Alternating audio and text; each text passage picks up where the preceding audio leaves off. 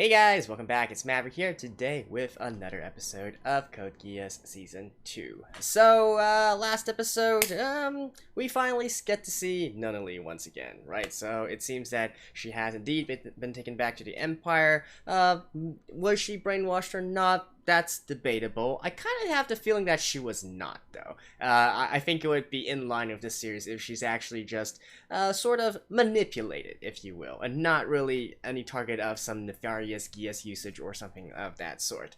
And now we see that she is coming back to be, what do they call again? The governor of Area 11 of Japan, which goes directly against what Lelouch is trying to do here, right? And that is definitely a pretty nice move. If it was a chess, that would be a pretty dang powerful attack by the Empire, by Suzaku as well.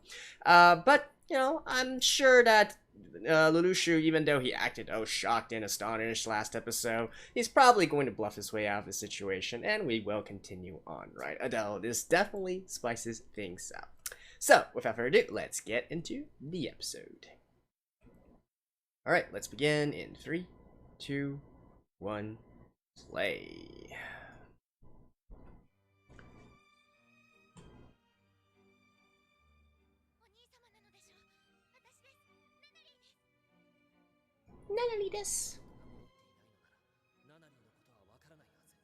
How are you going to get out of this?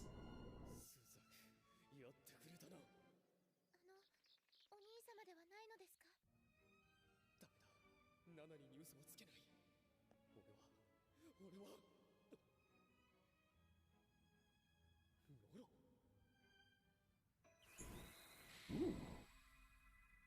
Nice.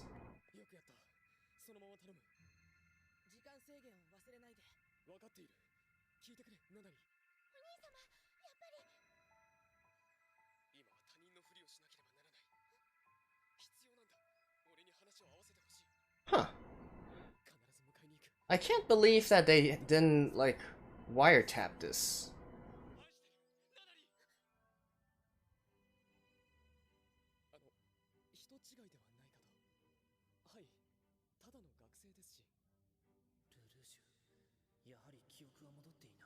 Huh.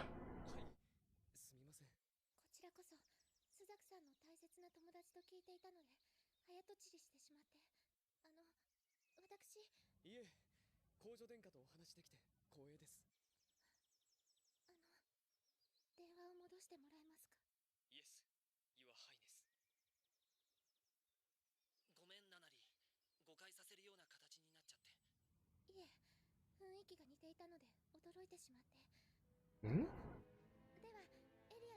Okay, so actually, hmm.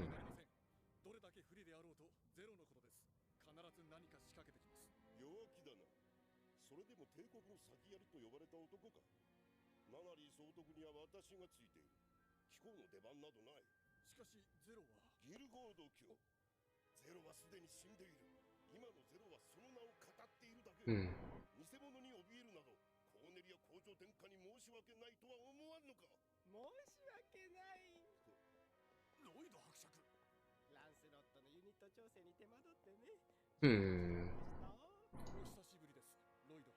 Anyways, again, I'm kind of surprised that they actually did not monitor Nunnally's,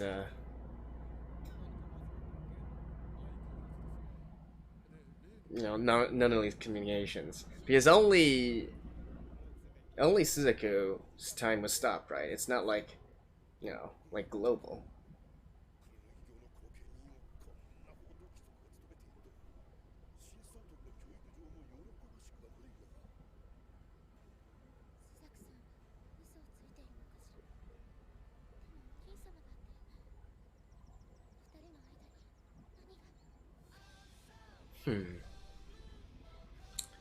Well, at least Nunnally is quick on the uptake. I still feel like it's kind of... I don't know. I still feel like it's kind of weird. I can't believe that they actually left her completely unsupervised. Unless, of course, maybe Suzaku did this on his own volition? Question mark? But even then...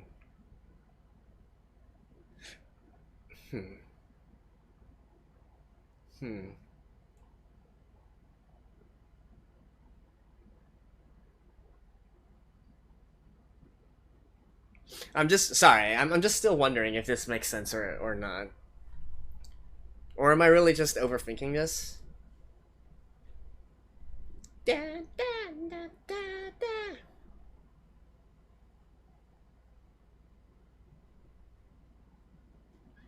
You know, I gotta admit, this song does become quite catchy the more you listen to it. It's not exactly a song I would listen to, you know, of my own politician.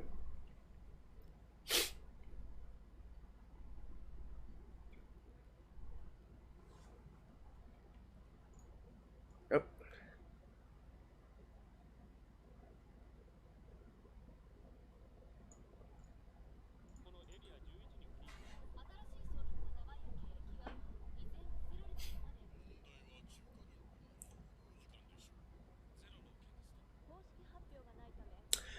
Oh, so this probably also means that all of these school students don't remember her as well, right?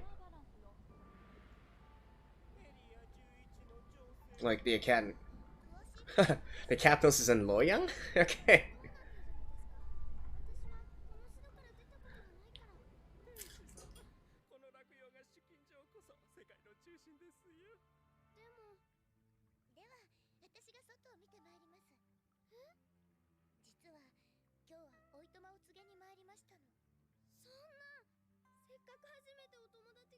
Is this a her or a...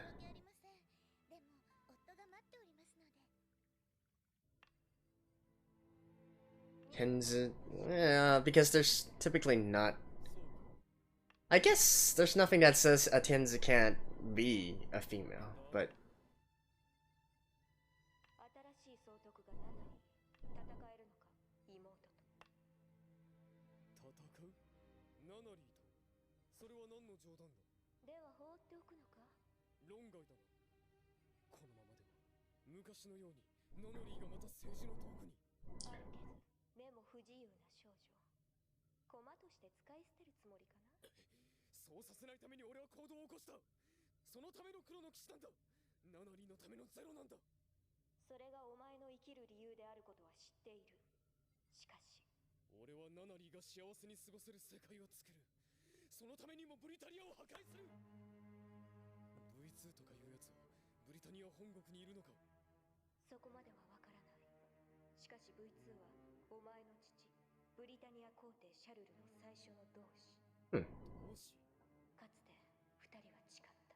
So kind of like C2 with Lelouch.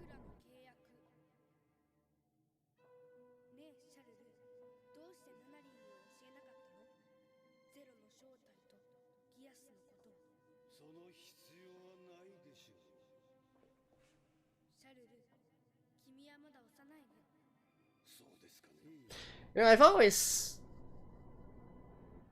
Brother? I've always thought that Xiaolu translating to Charles is quite interesting.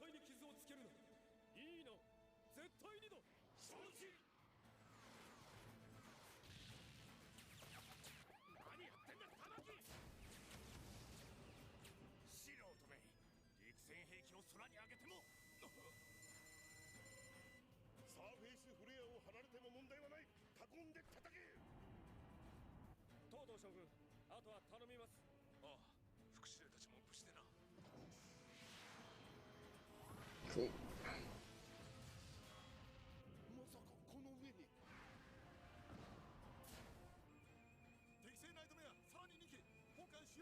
Can it really just work like that?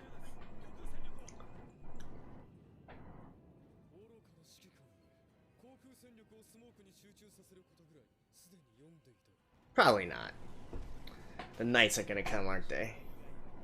The Knights of the Round Table.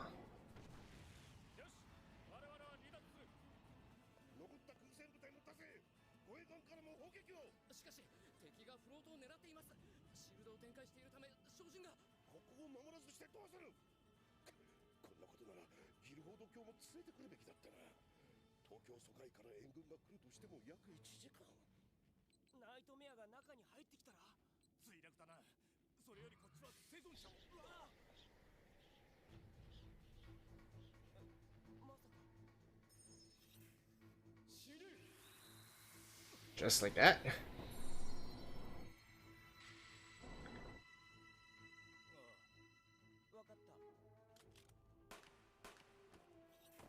That seems kind of wasteful.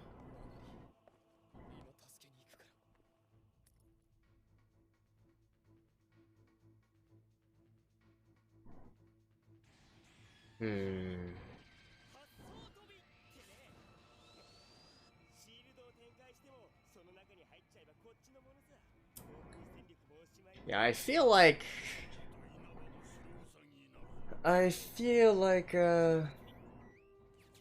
Lelouch maybe isn't exactly thinking quite clearly. I mean, I guess that's to be expected, right?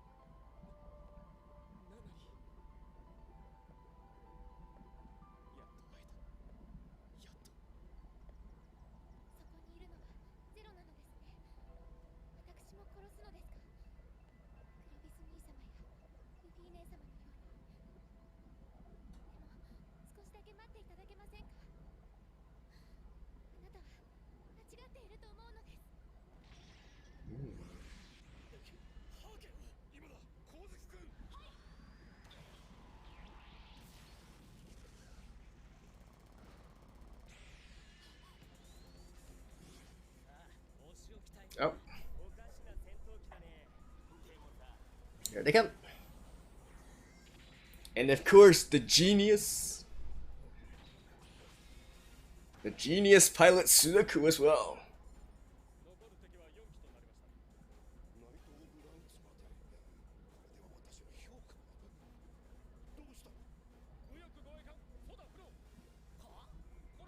Ooh. Boom. Nice. Honestly, compared to Mecha, I love these kinds of ship battles a lot more.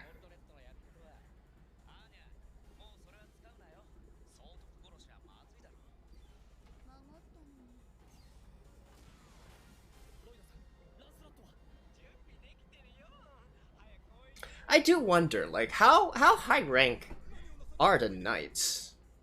Like, obviously they're not as high ranked as a princess, right?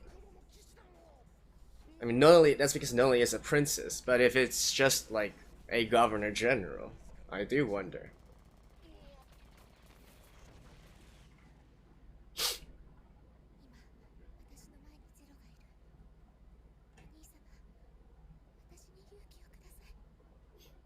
Ironic.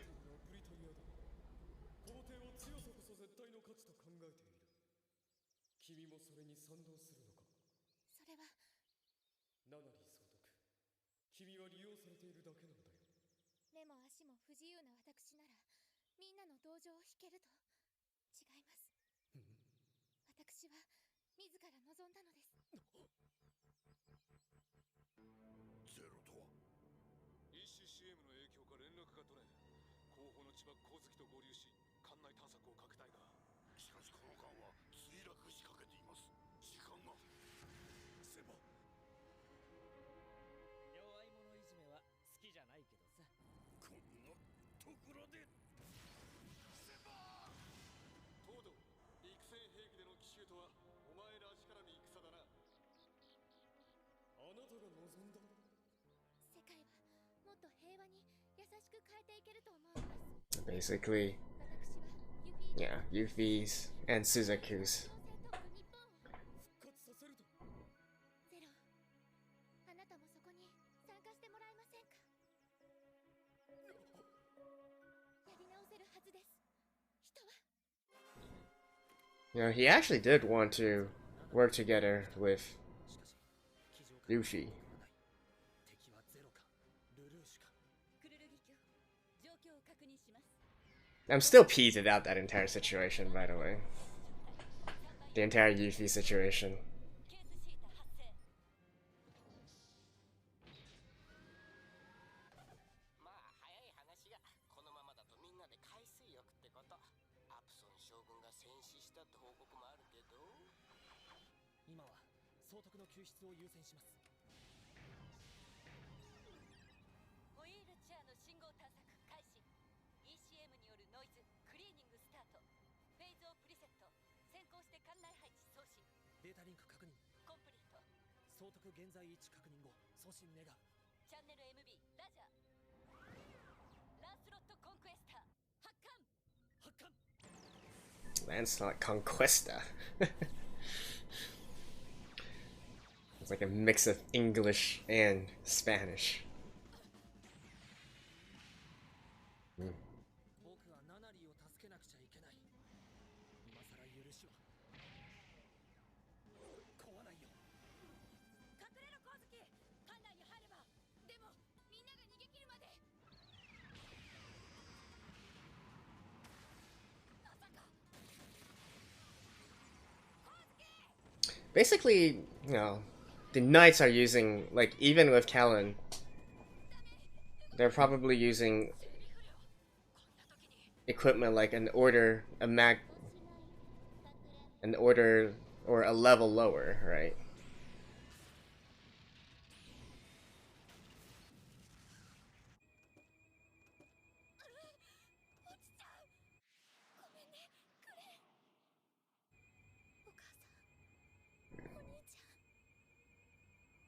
And at the very end, oh, お待たせ。黒の騎士団特製の飛翔滑走翼。教本の予習はちゃんとやってた？はい、大丈夫です。じゃあ本番行ってみようか。基本誘導はこちらでやりますね。ゼロ様に救出を頼みます。あ、はい。3番垂直発射管開放。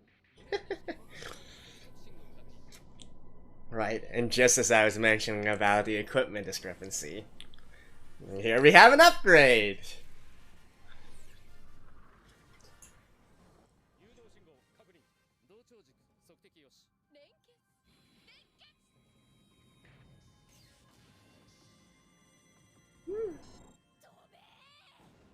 Nice! 続けて。鉄鋼砲撃右腕部。 You know what? I can dig this. I dig this.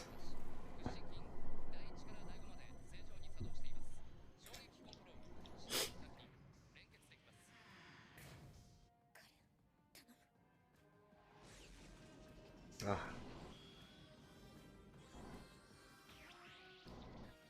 敵がどれだけいようと。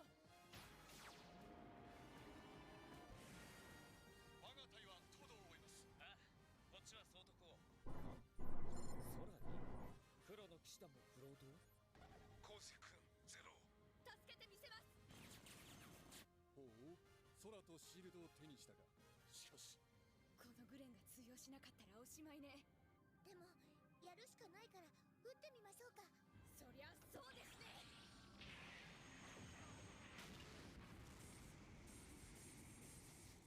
遠距離でやれる。このグレン歌唱式なら。 But there's still the knights. お前はそうとこを油断するな。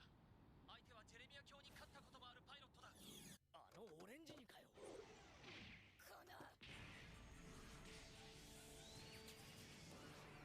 おいおい、ラウンズ並みの腕前か。でもこれでグレンをなめるな。 Oof, right to the face. あんたらは後回し。 Oof. さらにワイドレンジでエネルギー総量は。拡散させただけです。しかしダメージからしばらくは動けないかと。何あのナイトメイル。いや、パイロットでしょ。本気出しときゃよかった。彼、この状況でまた来るなんて。まさか、機関の中にゼロが。食らわせな下標ネット。 So basically, mostly disable. 対策済みさ。でも足は止まったね。そんな。ユードラシルドライブのパワーも上がっているはずなのに。スザック、総督の現在位置が分かったわ。メインブリッジ後方のガーネンスペース。でも墜落まであと47秒。必ず助けます。しまった。彼、今はスザクよりゼル様を。分かってるけどどこに。もう時間がない。 No, just follow the pilot.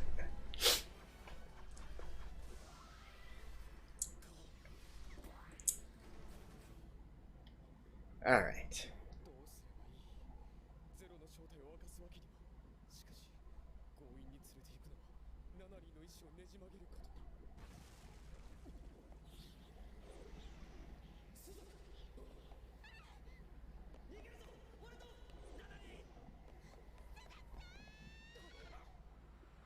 違う。そいつは俺を皇帝に売り払った。効果高い。ごめん。もう大丈夫だから。ナナリーがスザクと。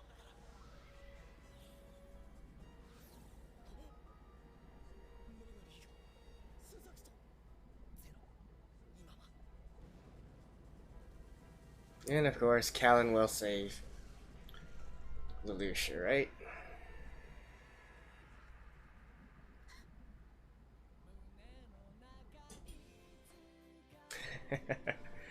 I don't know, man. I don't know about all that. Well, see you guys after this. Alright, so, well, we all saw this coming, right? I think it's inevitable that Lelouch will eventually, continue walking on this path of despair and destruction and all that, and to the point where he's like, am I wrong? No, it's the world that's wrong. And then, continue to do what he believes to be right. I know what's best for you and all that. I mean, technically, maybe that's true, right? In any case, he's already walked his path so far, it's hard to go back now, right? Even though, once again, going back to the entire Yuffie situation, right? Lelouch was completely willing to go on that route, actually, under the guide of Yuffie, working with the Special Administrative District and, trying to solve the problem here. But, some shit happened. I still to this day don't really like how that entire situation played out, because it's just a freak accident, right? And it's literally a freak accident that, I don't know, it's just so random. So I really still don't like how that entire plan played out. But in any case, my main point is that Lelouch was willing to work with under that circumstances before, right? But it's just that now in this kind of situation, he can't go back. He can't go back, right? He's got to keep on pushing forward, and that's maybe going to cause him to make some very, very harmful decisions, which we all knew, going all the way back to the first season, to the very first few episodes, actually. But then again, maybe not everything is so negative, right? Especially since at the end, it seems that Nunnally does seem to have recognized somewhat that Zero and Lelouch might be one and the same. Well, we'll see. We'll see about that, right? The ending here pretty much played out as I expected. What else here? Some other notables. I did find it kind of funny that in this particular episode, where we can clearly see right, the knights, the Order of the Black Knights, them being, or I guess you can just say the United States of Japan, or what is it called? I kind of forgot about all that, but in any case, Lelouch's side, right? They're clearly a bit outmatched in terms of personnel, and in terms of their talent of pilots and fighters, as well as in their equipment as well. And then so immediately we get an upgrade here, right? So we will continue to have this back and forth and this balance of power in order to keep things interesting. But that was also kind of to be expected. Otherwise, it's going to be a really one-sided battle. And any sort of underdog story, you need to have these breaks, such as this, right? Even going back through all the famous like underdog warfare stories and whatnot. Heck, even since this is mostly a Western audience here, like maybe the American Revolution, right, or the American Civil War, like lots of stuff happened similar to this, where the eventual victors, or I guess the main characters, the protagonists, if you will, eventually got a break somehow, somewhere. So not too much to talk about in terms of that. I did like the animations, though. Those were pretty cool. And that's probably the extent of what I have to say on that part. And I guess we got to see the Knights of the Round in action. We already knew that they were a clear cut above normal pilots, right? So it's not really a surprise that they managed to basically almost wipe the floor with the our protagonists, if you will. But and I'm sure that in the future, right, they are also going to get their upgrades once again, and so then their nightmares will be on the same playing field as with Callan's, and so on and so forth. I'm sure Lloyd will make sure of that, right?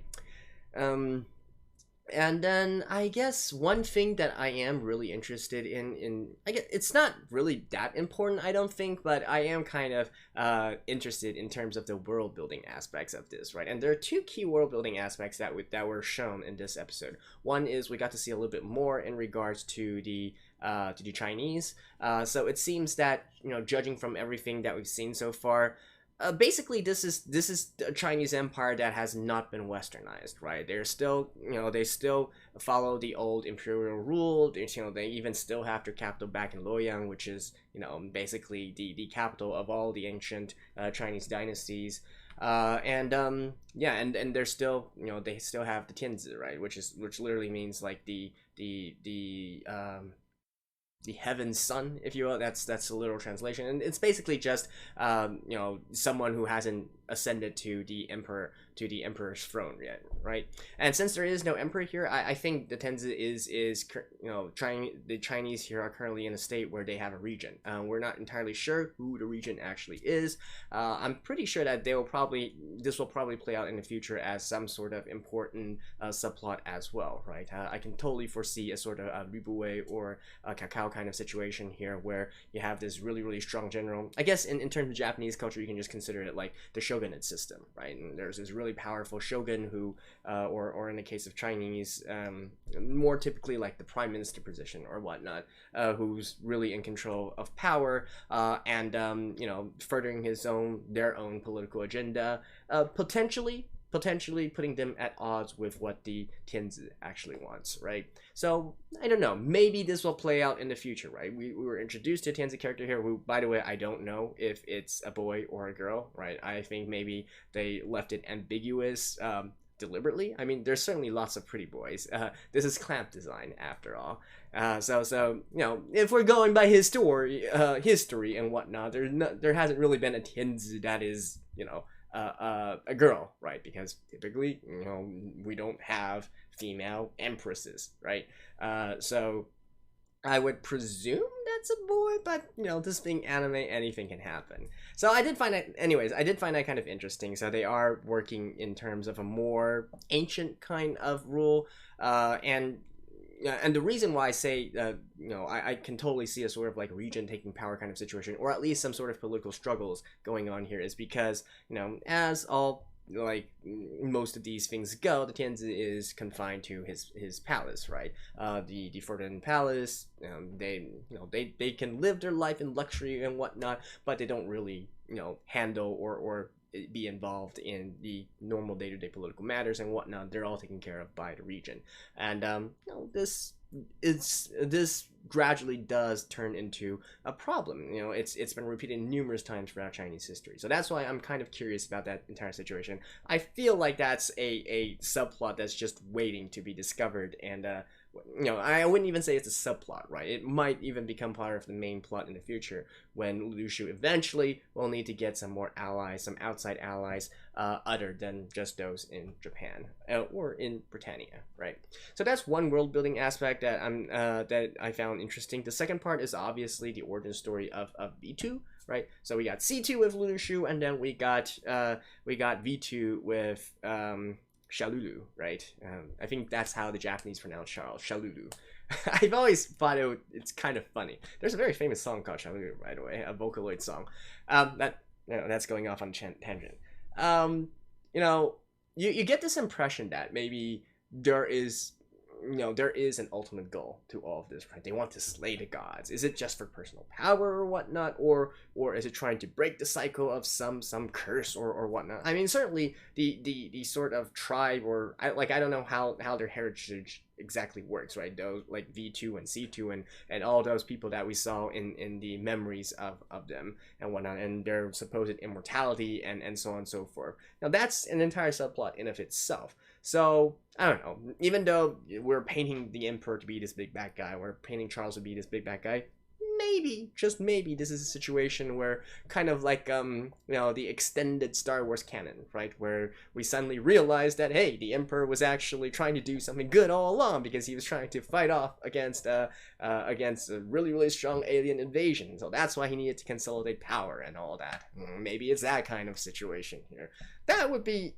Honestly, that would be kind of interesting, because I like it when the antagonists aren't completely black and white, right? The antagonists that are like just pure evil, those are the worst. Like, those are, to me, that's just like, you know, we're not exactly watching a children's fairy tale or whatnot, right? I like it when they're more complex, they're layered, they have ulterior motives beyond just, you know, beyond just personal gain and trying to conquer the world for personal purposes. Like for instance, like Thanos from the Marvel Cinematic Universe, right? From the Avengers series, right? You know, you may say he's misguided and whatnot, but he had an ultimate goal in doing all of this, or, you know, at least the cinematic movies, the cinematic universe version. It's kind of different in the comics, but again, that's kind of going on a tangent. So I do wonder, you know, just by looking through that few lines of dialogue, if there's also something else going on there, and if so, you know, I would definitely be for it. So yeah, I think that's basically it for this episode. The other, I guess the one remaining thing I already commented on, and that's at the beginning, where Nunnally was sort of going along, playing along with Lelouch's plan and whatnot. Again, I still kind of sort of think that's kind of a cop-out. I really don't think that Nunnally's phone line would just be left unmonitored. But I guess maybe the Emperor wants to play his cards a little bit closer to his chest, and, you know, you can't really just go around and say, please spy on the princess. Or actually he can, right? Because I think he obviously does that with most of his other sons and daughters. So, maybe? I don't know. Plot armor. Anyways, that is it for this episode. Thank you guys. I'll see you guys next time. Bye-bye.